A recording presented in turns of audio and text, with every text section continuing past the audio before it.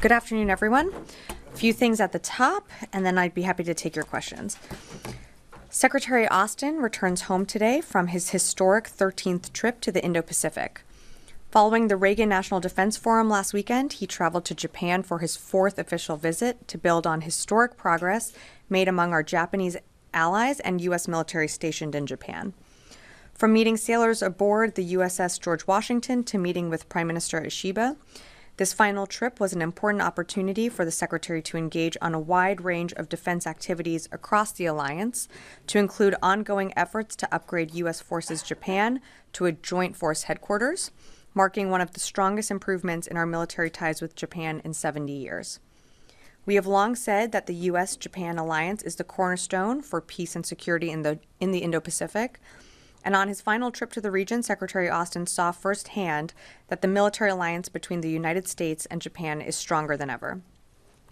Shifting to the Middle East, the department continues to monitor the evolving situation in Syria and will work with our interagency partners and with regional stakeholders, including Jordan, Lebanon, Iraq, Turkey, and Israel.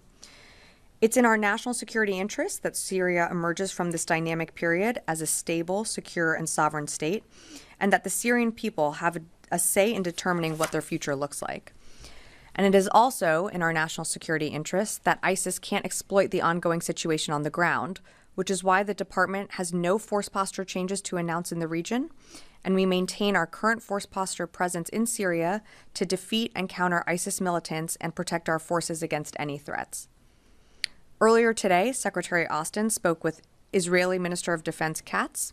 The Secretary reiterated that the United States is closely consulting with our international partners to support the implementation of the ceasefire with Lebanon. He also told Minister Katz that the United States is continuing to monitor events in Syria, supports a peaceful and inclusive political transition, and will continue the mission to prevent ISIS from reestablishing a safe haven on Syrian territory. Secretary Austin emphasized the importance of close consultation between the United States and Israel as events develop in Syria, and we should have a readout coming soon. Lastly, earlier this week, the Missile Defense Agency, in cooperation with INDOPACOM and other DoD partners, successfully conducted a live intercept of a ballistic missile target, marking the first ballistic missile defense test executed from Guam. During the test, the Aegis Guam system intercepted an air-launched medium-range ballistic missile target off the coast of Guam.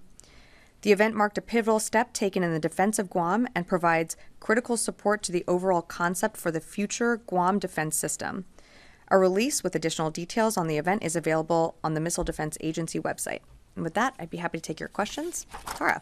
Hi, thanks, Sabrina. I want to ask first about Ukraine. There were some senior U.S. officials earlier today who warned that Russia is close to firing another Oreshnik intermediate-range ballistic missile. Can you confirm this, and also why do you think the U.S. is kind of putting this out there now ahead of a potential launch? So Putin has said publicly that Russia intends to launch another experimental Oreshnik missile, as you mentioned. It's possible that Russia could do it in the coming days. I don't have an exact date for you. I think it's important to note that should Russia choose to launch this type of missile, it's not going to be a game changer on the battlefield. It's just yet another attempt to inflict harm and casualties in Ukraine. We've seen this before. They're trying to use every weapon that they have in their arsenal to intimidate Ukraine. But of course, Ukraine, with the United States, other partners around the world, continues to have our support as they, fight every single day on the battlefield. Has Ukraine asked for any additional defenses given Russia's saber rattling on this missile?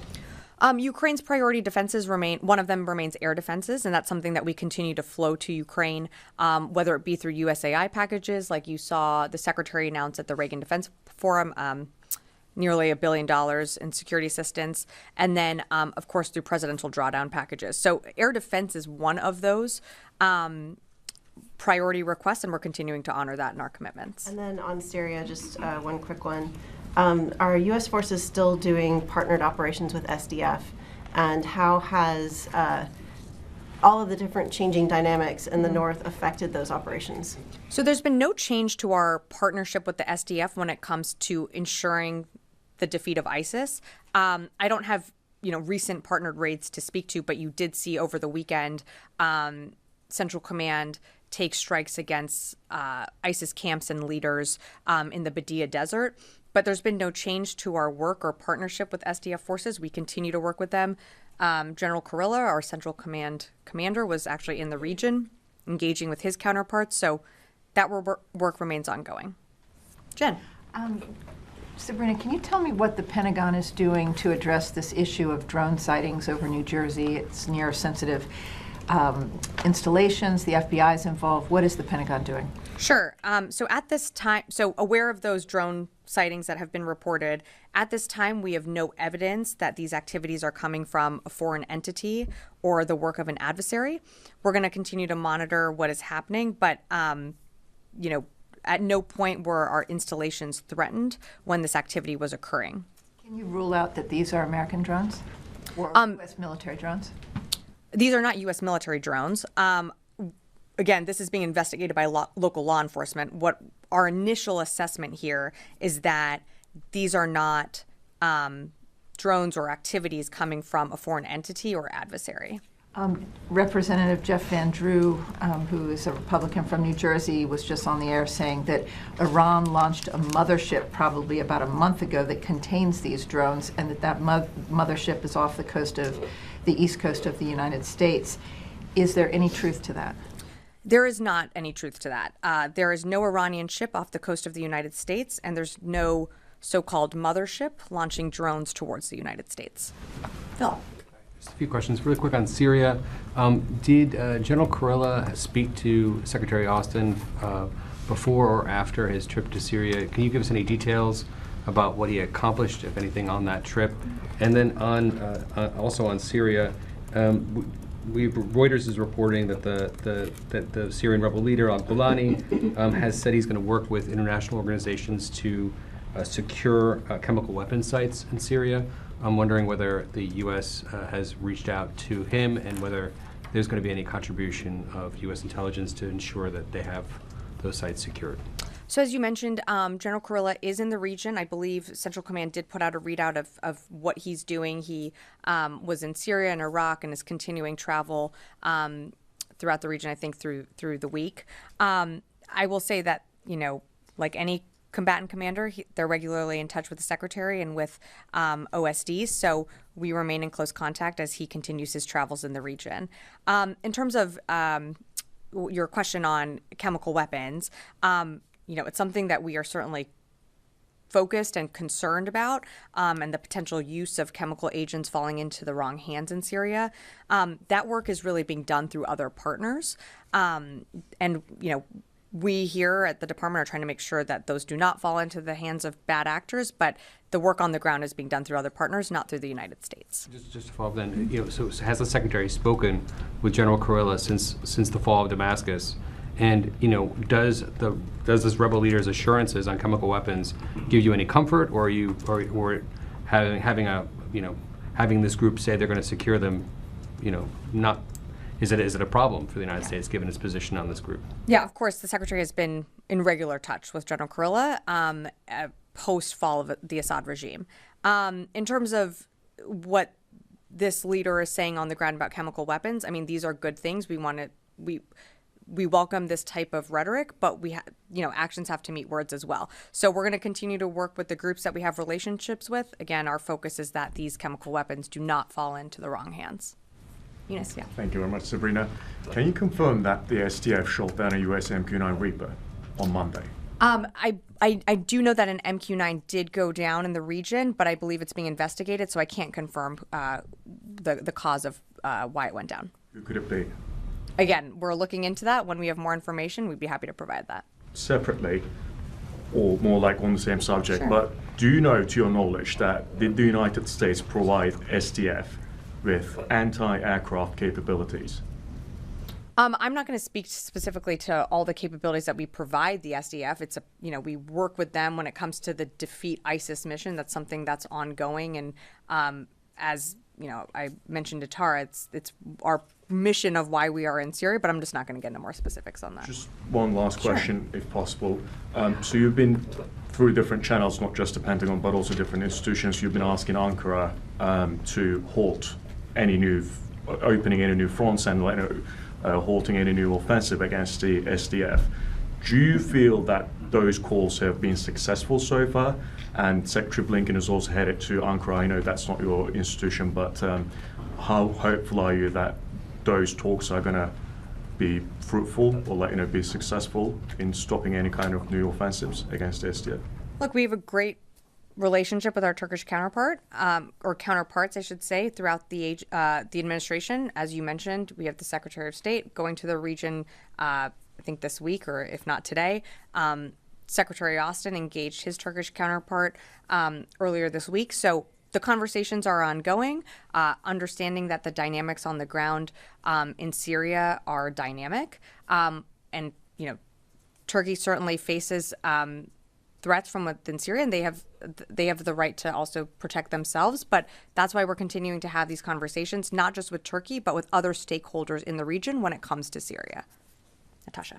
Thanks, Sabrina. So going off of that, I mean, the fighting between the Kurds and the Turkish-backed groups obviously has raised some concerns about the security of the ISIS facilities and camps, the facilities holding ISIS members and their families in northern Syria. So how confident are you all that those facilities are secure? Have any of them been overrun at this point?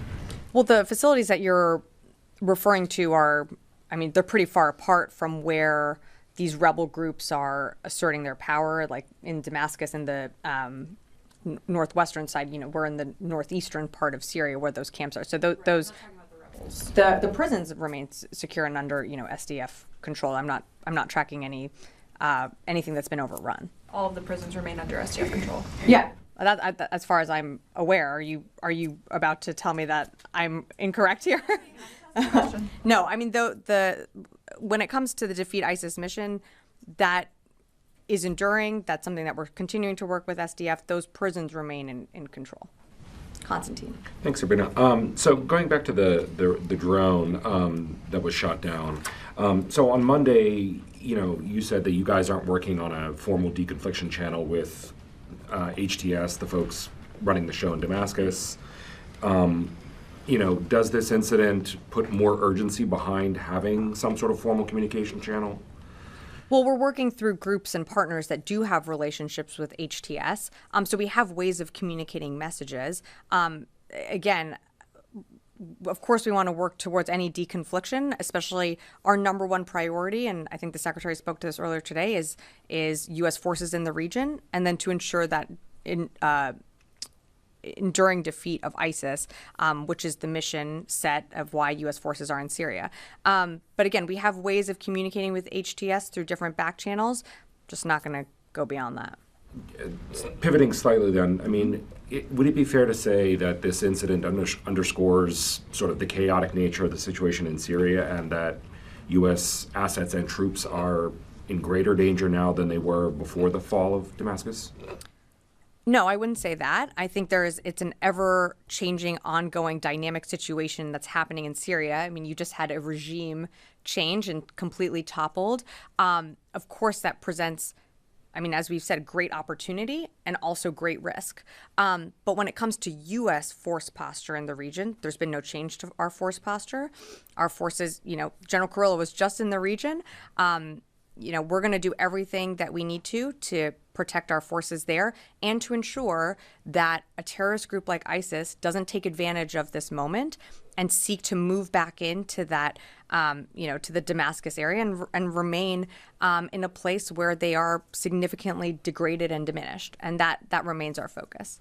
So just to be clear, Sure. The downing of the drone is not an indication that U.S. forces are under greater danger than they. I would not look into it like that. Janie. Thank you, Sabrina. Excuse me. A couple of questions on South Korea, United States, and North Korea. Is the Defense Secretary Austin canceling his visit to South Korea due to chaos of the lack of a counterpart? I think we spoke to this, Janie. The Secretary did postpone his visit to the Republic of Korea just given recent events. Again, he continued to the region. The ROC remains we have an incredible relationship with our counterparts there, and that's going to endure. But, Right now, the secretary is wrapping up his trip to Japan. He's coming back. It was his 13th visit to the region. I think you can see the amount of emphasis that this administration and this department has put on the Indo-Pacific. Is a normal cooperation between South Korea and United States currently working? Or any Yeah, cooperation conversations continue on. in North Korea? There is possibility that North Korea may misjudge due to the current chaotic situation in South Korea. What kind of preparation does the United States ally have for such eventuality? Well, I think, and you've certainly seen, there's an ongoing democratic political process that's playing out in the Republic of Korea. Certainly wouldn't want any actor to take advantage of that. We have to let that process play out. What we're focused on and what the secretary has emphasized is the deepening of cooperation between Japan, between the ROC, between other Indo-Pacific partners, which is why you saw the secretary embark and return from his 13th visit to the region. Yeah. Thank you, Sabrina. You always mention that you are supporting the SDF against any ISIS threat in the region. Now all the other parties, the opposition forces, are against Daesh, and they fought Daesh in the past years. Now there were some clashes in Manbij, and the SDF retreated from there, saying that the U.S. mediated for them. Who did you mediate with, and what would be your position in the future in any other confrontation between any other group with the SDF? So I'm sorry, what is the question about ISIS, or is it about the Manbij region? It's the Manbij region, since the SDF and the forces there were not fighting Daesh or ISIS. They were fighting actually infighting between these two groups on Manbij. So they retreated with saying that the U.S. mediated in their behalf.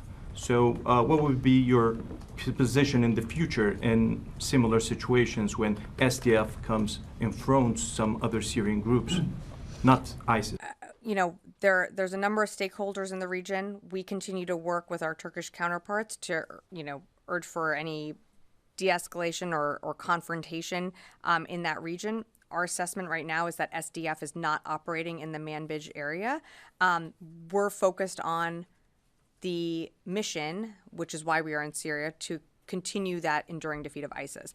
That's what we partner with SDF on. Appreciate the question, but I'm just not going to get into more details about that area. Another thing, like in the same area that's controlled by the SDF right now, there is a specific territory which is, according to dual agreements between the Syrian and Turkish government, is a Turkish ground, actually, Süleymanşah in Karakozak area, the right eastern shore of the Euphrates. So is there any talks about this? Because Turkey took the remains of the historic commander from this area due to ISIS threat to the historic site.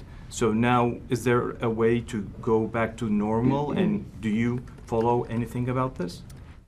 Trying to follow the thread of the question here. Again, we're going to continue to engage with Turkey. We have our Secretary of State traveling to the region. General Kurilla is in the region.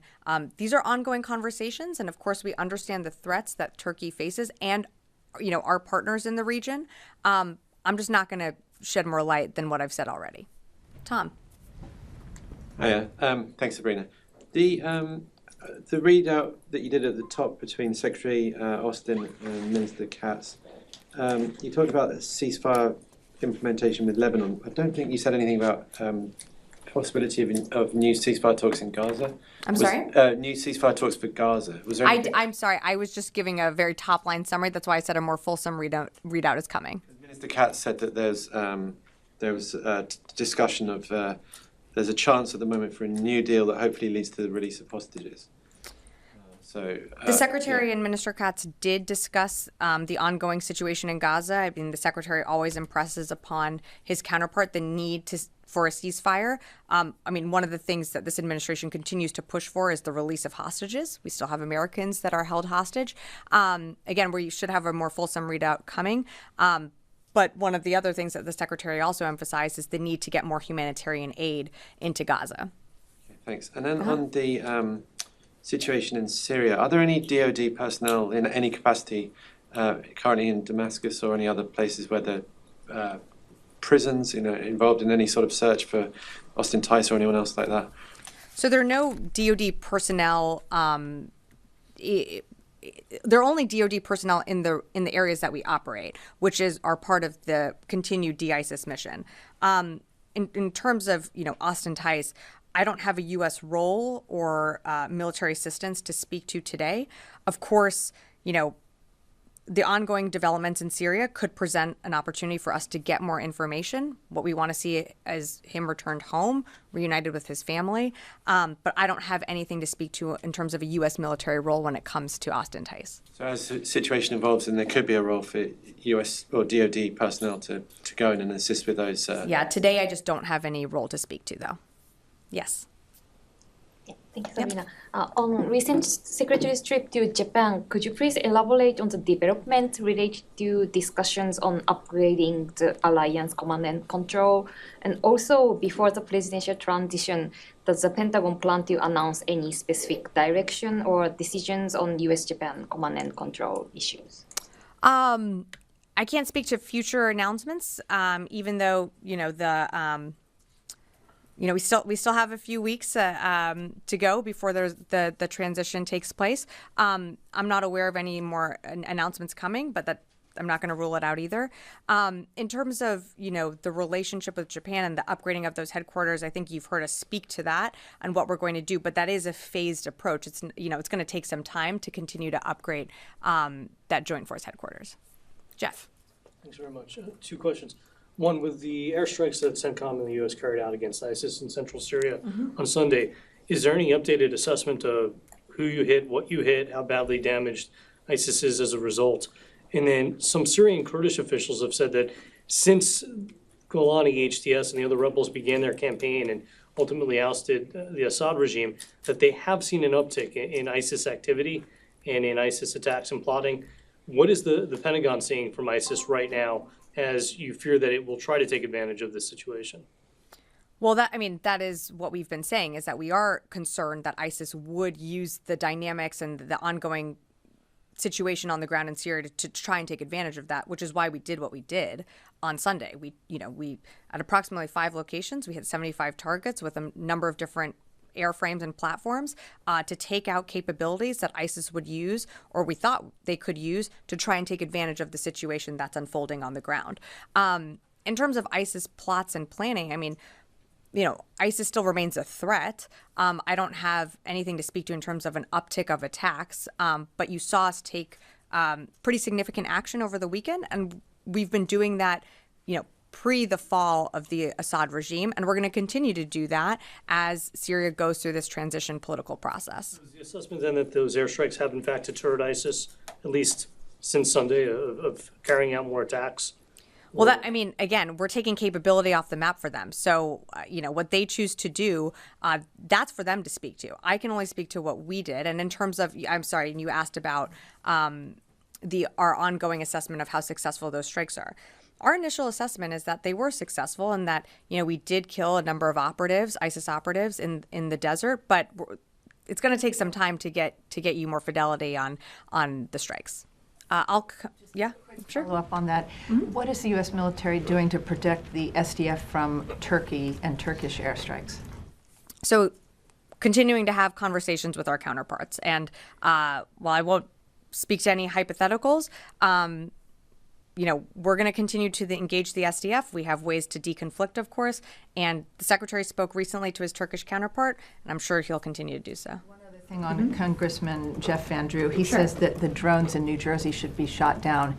Is there any reason not to bring down these drones to figure out what they are? Well, that's a decision for local law enforcement. If a drone or any activity is a threat to military installations, they always have the right for self-defense, and they can engage to respond to any potential risks. But with some of the drone activity or activities that you're referring to, there was not a threat to any military installation, so they didn't feel the need to engage. Yes, at the back.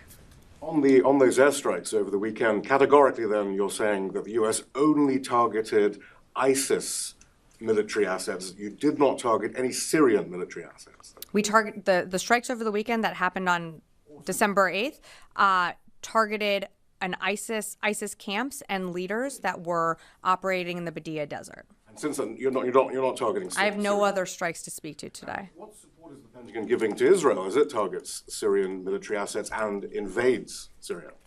So I would let Israel speak to its own operations. I think what you're referring to is the operations that they're conducting to eliminate what are threats to their security, which include, chemical weapons, missiles, rockets that were that the Assad regime controlled. They have legitimate security concerns. They have a right to self-defense. It is their own operations. How much support are you giving them? We're not giving them any support when it comes to those operations. There's one thing you keep talking about. There's no change in the U.S. force posture in Syria. Under what legal authority, either international or national, does the U.S. have a force posture in Syria? I'm sorry, what is the question? Under what legal authority, either national or international, does the U.S. have a troop presence, a force posture? We've in had Syria? a troop presence and arrangement there for a number of years. Again, we continue to operate with the SDF to ensure the enduring defeat of ISIS.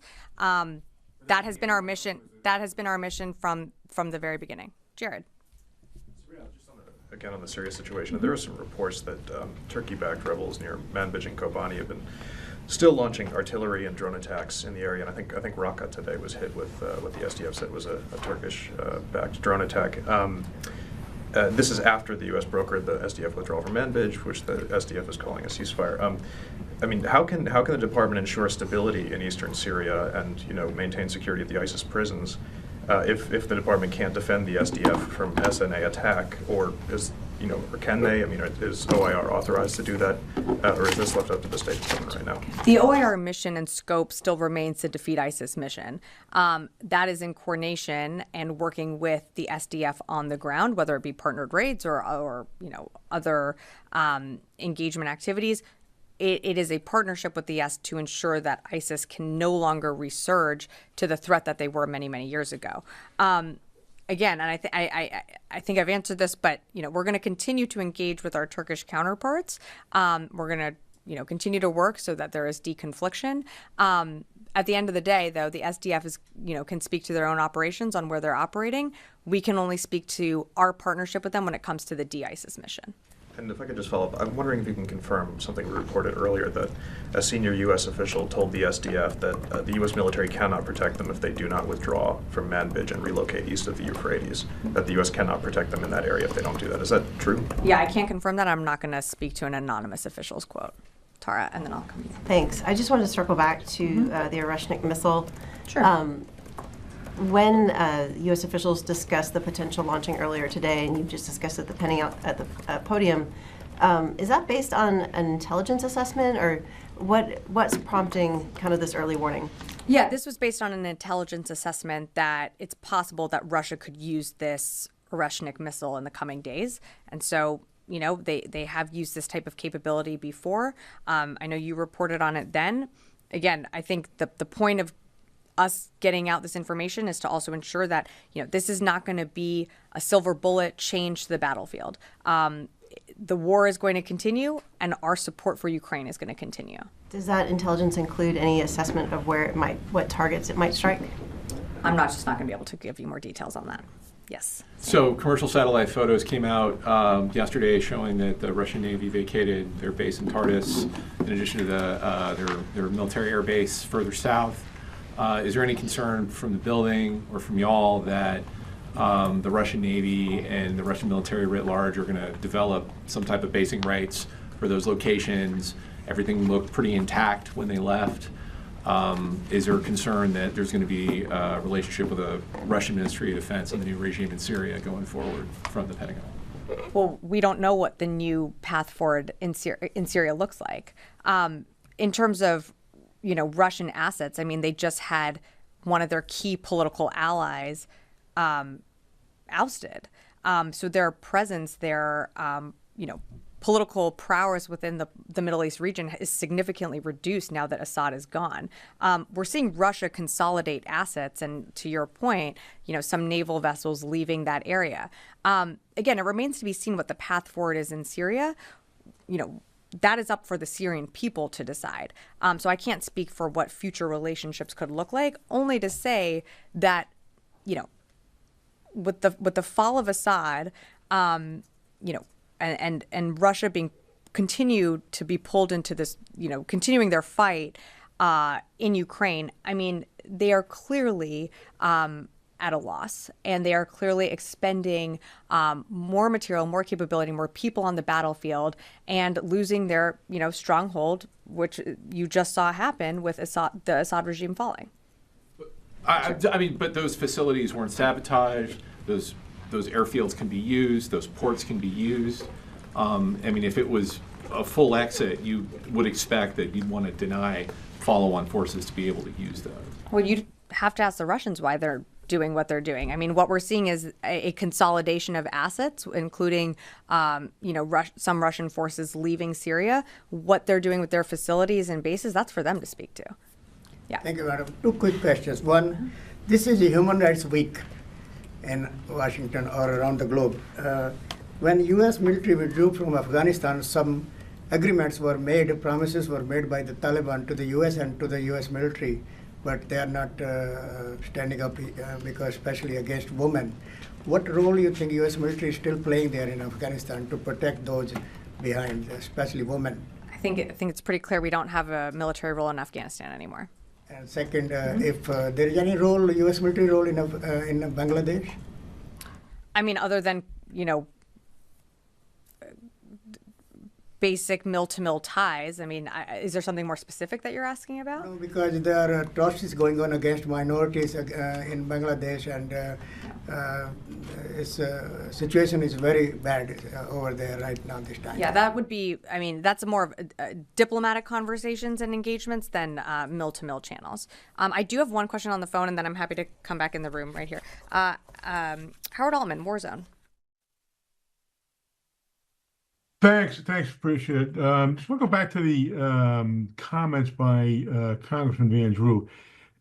Has the Pentagon spoken to him, or has he plans to speak to him? And is there any sense from the Pentagon that there's a frenzy, a hysteria here that's overblown in terms of some of these sightings? And has the Pentagon assessed any of them to be confirmed to be drones as opposed to aircraft or something else? Thanks, Howard, for the question. I mean, local law enforcement, FBI is conducting an investigation and looking into this. I mean, there's initial assessments are that these are drones and potentially, could be small airplanes. It could be a number of things that people are seeing and reporting.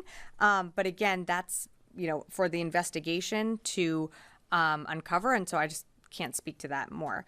In terms of, a frenzy, I think it's completely right that people report these sightings and that there is an investigation into, what they are seeing. But I think what's also important to remember is that at no time were our military installations or our people ever under any threat. And if they were, of course, the base commanders have the ability to engage these drones if they do pose a threat. Can I just go one here? And then, if you don't know what they are, how can you say they're not a foreign adversary? Our initial assessment is that this is not the work of a foreign adversary or a foreign entity. That is our initial assessment. Yes, one more. I want to ask on the Osprey, which was reportedly grounded in the wake of a security concern. Could you share some latest development on the aircraft? And I'm also wondering how you are communicating with allies such as Japan, which has not resumed its operation. So I think you've seen,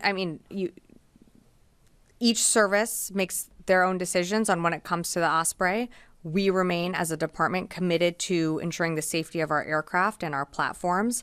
And we continue to underscore that value at every single level. I think the Navy, the Air Force, and Marine Corps all make different decisions about the Osprey, and some, have implemented an operational pause. For more information on that, I'd refer you to each service.